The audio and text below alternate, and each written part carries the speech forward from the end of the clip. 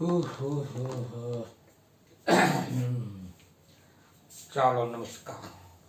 છેલ્લે છોકરાઓ જે આપણે ઓહમના નિયમનું જે સદિશ સ્વરૂપ ભણ્યું હતું ને એમાં એક લાસ્ટ સ્ટેપ બાકી હતું અને 2-4 ચર્ચાઓ બાકી હતી જે આપણે કરીએ. છેલ્લે ઓહમના નિયમનું સદિશ સ્વરૂપ કંઈક આવું આવ્યું હતું. તમને ખ્યાલ હોય તો આપણે આ રીતના આવ્યું હતું કે ભાઈ એક વિદ્યુતસ્થિતિમાનનું આ લખતાની વિદ્યુતસ્થિતિમાનનું સૂત્ર હતું V બરાબર EL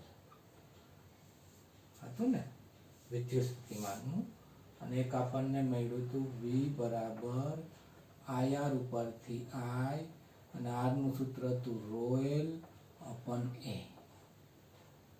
આ સૂત્ર હતું. આ બેને આપણે હરખાવી દઈએ તો E into L બરાબર I રો I ના છેદમાં A એટલે J થઈ જાય, વિદ્યુત પ્રવાહ ઘનતા છે રો L. L કેન્સલ તો E બરાબર સૂત્ર આવ્યું J રો. બરાબર ને? ઓકે. તો જે હવે અહીંથી આપણે તમે અલગ કરી શકો તો કરી શકો. આપણે એમાં નહોતું કરાવ્યું લાસ્ટ લેક્ચરમાં. બરાબર, આપણે યાદ છે કે અવરોધકતા રોને શું કહેવાય છે? અવરોધકતા. એ અવરોધકતાના વ્યસ્તને એટલે કે 1/ρ ને વાહકતા કહેવાય, સિગ્મા કહે છે. તો સિગ્મા એટલે 1/ρ થયું કે નહીં? તો રો ને ઓલી બાજુ લઈ જાઓ તો J બરાબર શું થાય? E છેદ રો. આમ આવ્યું. હવે 1/ρ એટલે તો શું થાય? સિગ્મા. તો J બરાબર શું આવ્યું? Sigma into A. વિદ્યુત ક્ષેત્ર સદિશ. તો આ પણ ઓહમના નિયમનું શું છે? સદિશ સ્વરૂપ. અહીંયાથી તમે આ તો હતું જ, આ ખાલી વધારાનું એક્સ્ટ્રા લખી નાખજો. એમાં આ જરીક મિસ થઈ ગયું હતું. આપણે એટલું તો તારવી દીધું હતું, પણ 1/ρ ની જગ્યાએ સિગ્મા મૂકી દીધું હતું. બરાબર છે ને? અહીંયા ρ ની જગ્યાએ શું મૂકી દીધું હતું? 1/σ મૂકી દીધું હતું. પણ ચોકડી ગુણાકાર કરી નાખો તો આ આવી જાય. આપણે આમ કર્યું હતું ને કે E બરાબર J અવરોધકતાના વ્યસ્તને, એટલે ρ બરાબર અવરોધક 1/ρ બરાબર સિગ્મા, તો ρ બરાબર 1/σ. આમ કર્યું હતું તો J બરાબર E ઇન્ટુ સિગ્મા. આ જ આવ્યું. એમ હતું. રેડી? તો બીજી વસ્તુ શું આપણે એમાં ભણવાની રહી ગઈ હતી ને વિડીયો પૂરો કરી નાખ્યો તો એમાં જે છે એ નોંધ સ્વરૂપે લખજો. મોસ્ટ IMP છે, નોંધ સ્વરૂપે લખજો. શું? તો કે વાહકતા એટલે શું? તો કે 1/ρ. રો નો એકમ શું થાય? રો નો એકમ શું થાય? Ohm into metre. યાદ છે? તો સિગ્મા નો એકમ શું થાય? સિગ્મા એટલે અવરોધકતાના વ્યસ્તને, સિગ્માને કહેવાય વાહકતા. અવરોધકતાના વ્યસ્તને શું કહેવાય છે? વાહકતા. તો એનો એકમ શું થયો? વાહકતાનો એકમ આના કરતા ઊંધો ને, ઊંધો એટલે ઓહમનો એકમ ઊંધો મો, અને શું વચાય? મો. અને મીટરનું ઊંધું મીટર ઇન્વર્સ. તો વાહકતાનો એકમ થાય ઓહમ ઇન્ટુ મીટર ઇન્વર્સ. એ જ રીતના આપણે મો કીધો તો એ કેનો હતો? તો કે અવરોધનો એકમ શું છે? અવરોધનો એકમ ઓહમ. અને અવરોધનું ઊંધું કરો તો એને વાહકત્વ કહેવાય. અવરોધનું ઊંધું શું કહેવાય? વાહકત્વ. અને વાહકત્વનો એકમ આપણે કીધું હતું મો. આ રીતના. રેડી? તો આટલી વસ્તુ એમાં એડ કરી દેજો. લાસ્ટ પ્રશ્નની અંદરમાં આ નોંધ સ્વરૂપે આ સૂત્ર 2 એડ કરી દેજો. અને હવે આપણે આગળ વધીએ. પ્રશ્ન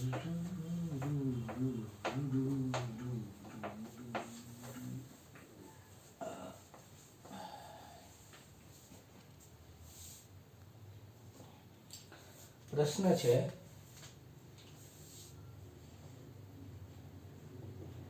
ડ્રિફ્ટ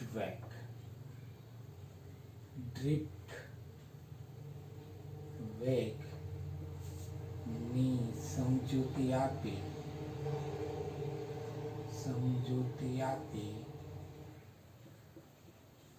સૂત્ર મેળવો આ ક્વેશ્ચન છે આપણો ડ્રિફ્ટ વેગનો. ઓકે, તો એના વિશે થોડુંક આપણે સમજી લઈએ કે ડ્રિફ્ટ એટલે શું. ડ્રિફ્ટ બરાબર, માની લે કે તમે આ રીતના ગાડી જતા હોય, અચાનક તમારું અસરકારક સ્થાનાંતર બરાબર જતા હોય બરાબર, આ પવન ના હોય ત્યારે તમે સાયકલ લઈને જતા એટલે સીધી દિશામાં ગયા. પવન એકદમ આ બાજુ દિશામાં વાય છે એકદમ. હવે પવનને લીધે તમારું સાયકલ સેજમથી ઘસડાતી ગઈ એટલે આ બાજુ હવે ગયા. પવન નહોતો ત્યારે આ દિશા હતી, પવનની દિશા વધી ત્યારે તમારી સાયકલ આ બાજુ ઘસડાઈ ગઈ. તો આ જે અસરકારક સ્થાનાંતર થયું ને આને ડ્રિફ્ટ થયું કહેવાય. શું થયું કહેવાય? આને ડ્રિફ્ટ થયું. ને આ દરમિયાન તમે જે વેગ અહીંયા પ્રાપ્ત થયો હોય ને એને ડ્રિફ્ટ વેગ કહેવાય.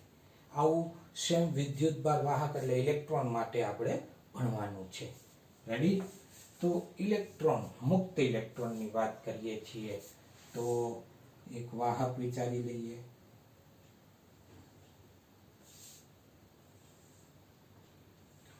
આ વાહક વિચારી લીધો. એમાં ખબર છે કે ધન આયનો છે લેટિસ બિંદુ પર ગોઠવાયેલા હોય અને ઇલેક્ટ્રોન છે એ આ રીતના આની અસ્ત વ્યસ્ત ગતિ કરતા હોય. કેમ ગતિ કરતા હોય ખબર છે ને? કે માની લે કે એક પરમાણુ વિચારું તો પરમાણુમાં શું હોય? પરમાણુ કેન્દ્ર એટલે ધન વિદ્યુતભારિત ન્યુક્લિયસ હોય. એની આજુબાજુમાં આ ઇલેક્ટ્રોન ભ્રમણ કરતા. એમાં છેલ્લી કક્ષામાં રહેલા ઇલેક્ટ્રોનની વાત કરીએ. દાખલા તરીકે છેલ્લી કક્ષામાં એક ઇલેક્ટ્રોન છે. તમે આને ઓરડાનું તાપમાન એટલે 27 સેલ્સિયસ અથવા 300 કેલ્વિન આપો તો ઓરડાના તાપમાને ઉષ્મા ઉર્જા લેશે, શોષણ કરશે. ઉર્જા મળવાથી મુક્ત થઈ જશે. મુક્ત થઈ જાય પણ ધાતુની સપાટી ઉપર રહે, ધાતુની સપાટીને છોડીને જશે નહીં. બરાબર, મુક્ત થઈ જાય તો આ બધા ઇલેક્ટ્રોન આ રીતના બાહ્યતમ કક્ષામાં ઇલેક્ટ્રોન મુક્ત થઈ જાય તો બધાની દિશા કઈ રીતના થાય? આ રીતના દર્શાવી શકાય. આ એક ઇલેક્ટ્રોન છે આમ ગતિ કરે છે, બીજો ઇલેક્ટ્રોન આમ ગતિ કરે છે, ત્રીજો ઇલેક્ટ્રોન આમ ગતિ કરે છે, ચોથો ઇલેક્ટ્રોન છે એ આ બાજુ ગતિ કરે છે, પાંચમો ઇલેક્ટ્રોન આમ ગતિ કરે છે, છઠ્ઠો આમ ગતિ કરે છે, સાતમો આમ કરે છે, આઠમો આમ કરે છે. આ રીતના અસ્તવ્યસ્ત ગતિ થઈ. કેવી થઈ? અસ્તવ્યસ્ત ગતિ થઈ ગઈ બધા ઇલેક્ટ્રોનની. અને અસ્તવ્યસ્ત ગતિ થઈ હોય એને આમ પણ આપણે દર્શાવીએ. માની લે કે આ ઇલેક્ટ્રોન ગયો આની હારે અથડામણ અનુભવી તો આમ ગયો, એની હારે અથડામણ અનુભવી તો આમ ગયો, એની હારે અથડામણ અનુભવી તો આમ ગયો, ત્યાંથી અથડામણ અનુભવી તો આમ ગયો, આની હારે અથડામણ અનુભવી તો આમ આવ્યો, ત્યાંથી અથડામણ અનુભવીને પાછો હતો ત્યાં જો આવી જાય એટલે આવી જ જતો હોય. એટલે ઇલેક્ટ્રોનની અસ્તવ્યસ્ત ગતિ દરમિયાન એનો પરિણામી એટલે કુલ ચોખ્ખો અથવા સરેરાશ વેગ અસ્તવ્યસ્ત ગતિને લીધે કેવો મળે છે? કેજી બરાબર શૂન્ય મળે. કારણ કે અસ્તવ્યસ્ત ગતિ કરતા હોય, અમુક આમ ગતિ કરતા હોય, અમુક આમ ગતિ કરતા હોય, અમુક ઉપર અમુક નીચે, તો ટોટલ વેગનો સરવાળો કરો તો કેવો આવે? 0. કારણ કે આ બાજુ વેગથી ગતિ કરતો હોય એને તમે ધન લ્યો, આ બાજુ વેગથી ગતિ કરતો હોય તો એ ઋણ લ્યો. આ બે એકબીજાને કેન્સલ કરી નાખે તો પરિણામી ચોખ્ખો વેગ કેવો આવી જાય? 0. આ વસ્તુ આપણે ભણીએ છીએ વિદ્યુત ક્ષેત્રની ગેરહાજરી હોય ત્યારે. વિદ્યુત ક્ષેત્રની ગેરહાજરી હોય ત્યારે બરાબર. વિદ્યુત ક્ષેત્રની ગેરહાજરીમાં ધાતુમાં રહેલા ઇલેક્ટ્રોન તેના ધન આયનો સાથે અથડામણ અનુભવે. અથડામણ દરમિયાન એની દિશા અસ્તવ્યસ્ત હોવાથી બધા ઇલેક્ટ્રોન, જો આપણે n ઇલેક્ટ્રોન વિચારીએ તો એને n ઇલેક્ટ્રોનનો સરેરાશ વેગ અથવા ચોખ્ખો વેગ કેવો મળશે? 0 મળશે. એટલો ખ્યાલ આવી ગયો. આપણે આની નોંધ કરશું. હવે વિદ્યુત ક્ષેત્ર આપો તો શું થાય?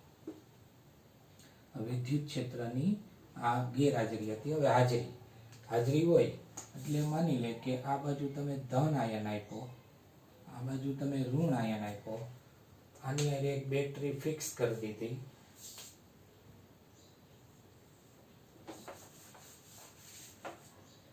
ચેકી નાખ્યું કાંઈ મારે જોતું હતું.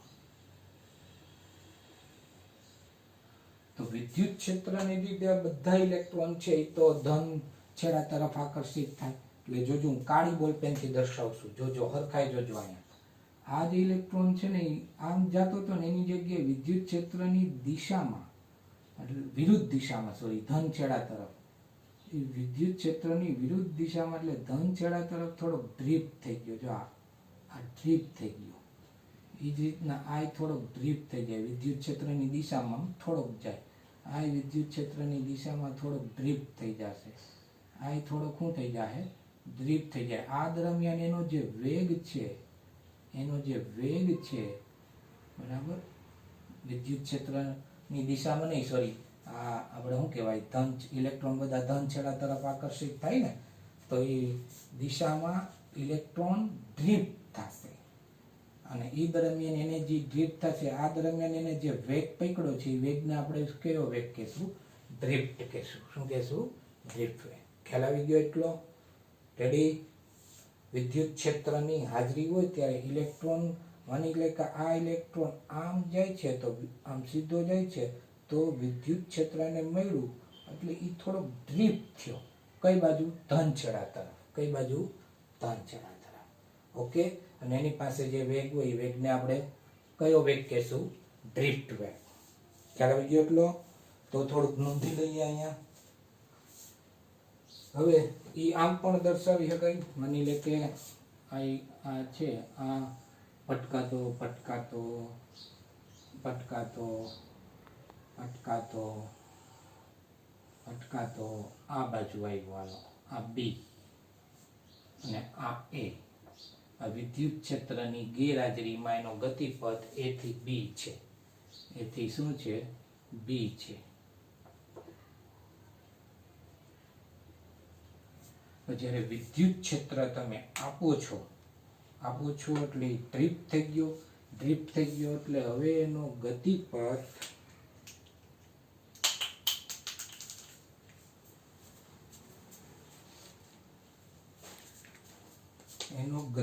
છોકરાઓ, ડ્રીપ થઈ ગયો તો આ ડ્રીપ થઈ ગયો એટલે એનો ગતિપથ આમ થશે.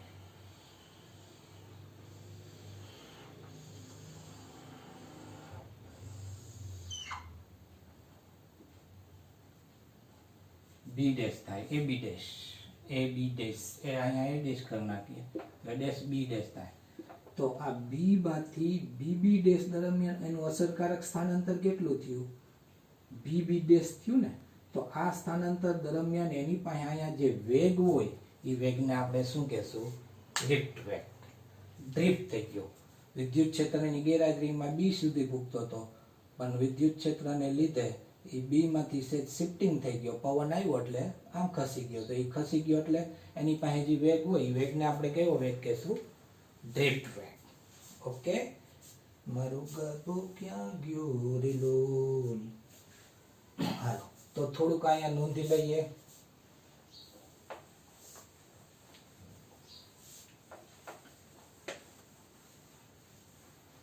જોઈ લેજો, તમારે આકૃતિ આપી છે, આકૃતિ તમે ગમે એવી દોરી શકો એવું નથી. તો શું કરશું કે ભાઈ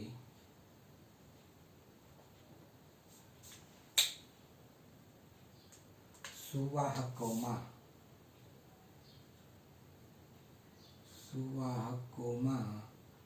રહેલા મુક્ત ઇલેક્ટ્રોન તેના જડિત ધન આયન સાથે સતત અથડામણ અનુભવે છે. આથી ઇલેક્ટ્રોનની દિશા અસ્તવ્યસ્ત થઈ જાય છે, અસ્તવ્યસ્ત થાય છે. જો સુવાહકમાં ધારો કે n ઇલેક્ટ્રોન છે, કેટલા ઇલેક્ટ્રોન છે? n ઇલેક્ટ્રોન હોય તો તેનો ચોખ્ખો, સૂત્ર લખવાની જરૂર નથી, ચોખ્ખો વેગ કેવો થઈ જાય? શૂન્ય થાય છે. કેવો થાય છે? શૂન્ય થાય છે. આગળ વધીએ. જો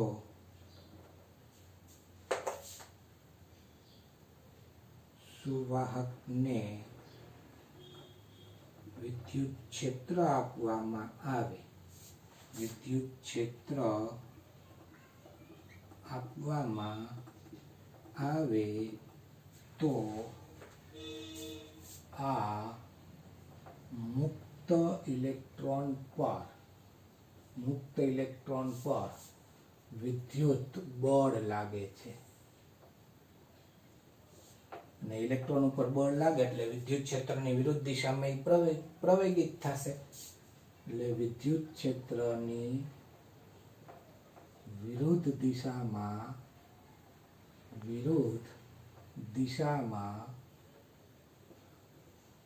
પ્રવેગિત થશે.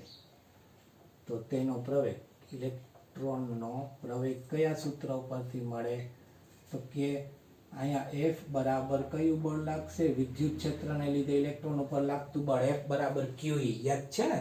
ઇલેક્ટ્રોન ઋણ વિદ્યુત ભાર હોય એટલે ઋણ નિશાની લીધી. પ્રવેગિત થાય તો ન્યૂટનના ગતિના બીજા નિયમ પ્રમાણે સૂત્ર ma આવે. તો ma બરાબર -EE. તો એને સૂત્રનું કરતા બનાવે એટલે પ્રવેગ શું થયો?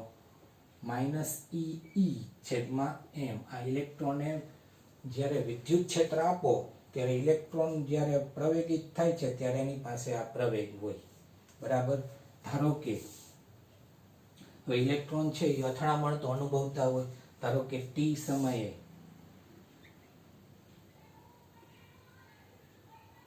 અથડામણ થાય તે પહેલા તેનો વેગ vi હોય તો vi બરાબર v0 પ્લસ at. આ સૂત્ર ઉપરથી આપણે એનો વેગ મેળવશું. વેગ મુક્ત પ્રારંભિક વેગ હંમેશા 0 હોય. તો vi બરાબર -EE છેદમાં m ઇન્ટુ t. આ vi રેડી. આ વેગ હજી ત્રિસ વેગનું સૂત્ર આવ્યું નથી, આવશે.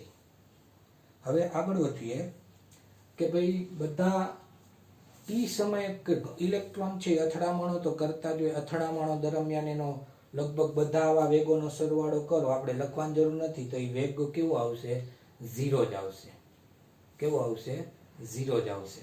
તો અથડામણ દરમિયાન બરાબર એ ઇલેક્ટ્રોન પોતાનું અસરકારક સ્થાનાંતર બદલે છે ને એ દરમિયાન એની પાસે જે વેગ હોય ને આપણે શું કહીએ? ડ્રિફ્ટ વેગ. એ પહેલા આપણે એક વ્યાખ્યા લખવાની છે, રિલેક્શન સમય.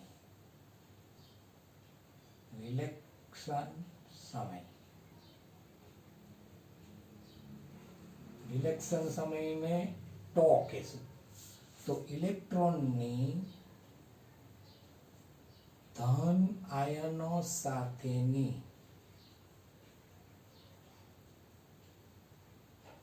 બે ક્રમિક જે અથડામણો થાય છે તો એ અથડામણ, બે ક્રમિક અથડામણ વચ્ચેના સમયને રિલેક્શન સમય કહે છે. રિલેક્શન એટલે આરામ સમય. ઇલેક્ટ્રોન જ્યારે ધન આયન સાથે બે વારા પરથી વારા જે અથડામણ અનુભવે છે એ દરમિયાન જે સમય લાગે ને એ સમયને કેવો કહેવાય? રિલેક્શન સમય. અને આ સમયે ઇલેક્ટ્રોન ને પ્રાપ્ત પ્રાપ્ત કરેલું અસરકારક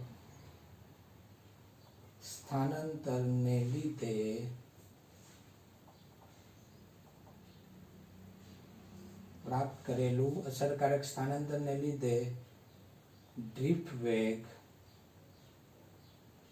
vd હોય તો સૂત્ર vi ની જગ્યાએ vd મૂકો અને સૂત્ર આવ્યું -ee/m અને રિલેક્શન સમય હું મૂકી દો તો ડ્રિફ્ટ વેગનું શું આવ્યું સૂત્ર. છોકરાઓ થોડુંક અઘરું છે પણ એટલું બધું અઘરું નથી. પહેલેથી કોન્સેપ્ટ વિચારો કે સુવાહક હોય એ હંમેશા એમાં મુક્ત ઇલેક્ટ્રોન હોય જ છે. એ મુક્ત ઇલેક્ટ્રોન કેવી હોય એ આપણે ચર્ચા કરી. મુક્ત ઇલેક્ટ્રોન એના ધન આયનો સાથે શું કરે? અથડામણ અનુભવે અને અસ્તવ્યસ્ત ગતિ કરે.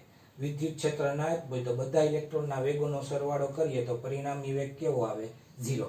પરંતુ જો વિદ્યુત ક્ષેત્ર આપો તો ઇલેક્ટ્રોન છે એ ધન એટલે કે પોઝિટિવ ટર્મિનલ તરફ એ થોડાક એનું જે દિશામાં જતો હતો એની જગ્યાએ થોડો ઘસડાશે એટલે એનું અસરકારક સ્થાનાંતર બદલી જશે.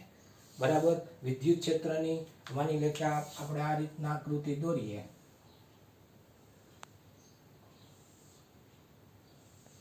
ફરીથી આકૃતિ દોરીને તમને કહી દઉં, એમાં કોઈ આપણને આળસ છે નહીં. ધન આયનના લેટિસ બિંદુ પર ગોઠવાયેલા હોય છે, ખ્યાલ જ છે આપણને. હવે ઇલેક્ટ્રોન, એક ઇલેક્ટ્રોન જ વિચારીએ, ઘણા બધા ઇલેક્ટ્રોન હોય.